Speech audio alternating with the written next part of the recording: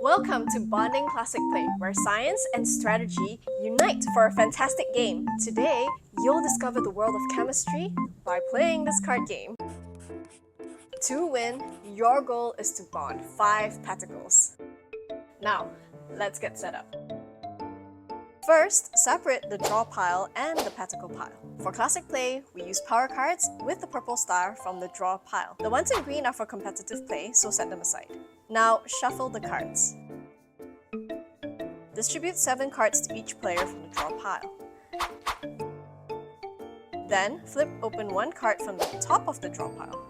This forms the discard pile. Then do the same with 3 particle cards from the particle pile.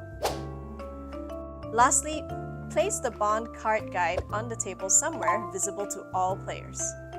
Now, we're ready to play. The youngest player starts first. The game is played clockwise. Remember, the first player to bond 5 particles wins the game. Here's how we bond particles. In order to collect a particle, you need to bond them. First, you need the right op cards. Once you have enough of the op cards, call the name of the particle or element, like sodium or sodium, then call the name of the bond. Calcium oxide, ionic bond. Here's a hint. Pay attention to the background color of the particle card. Take note, if you call out the incorrect name or bond, you must wait a turn. The particle card may remain on the table and other players may bond it first. During the game, each player takes turns, and during their turn, they can choose one of the following actions. You may exchange 1 op card on hand with another op card from the top of the discard pile. You may discard 1 card from your hand to the discard pile and draw 1 card from the draw pile. You can play a power card from your hand and discard it after the action is resolved. You may bond a particle with all required op cards on your hand. Before your turn ends, make sure you always have 7 cards in hand. If you happen to have more than 7 cards in hand, the player on your left can randomly pick out the extra cards. Now let's talk about power cards, your secret weapons. Remember, the ones that are for classic play have the purple star. There are 6 types of power cards. This is the extra ARPS power card. It allows you to get 3 extra cards from the draw pile and then discard the extras until you get 7. Here's the next card.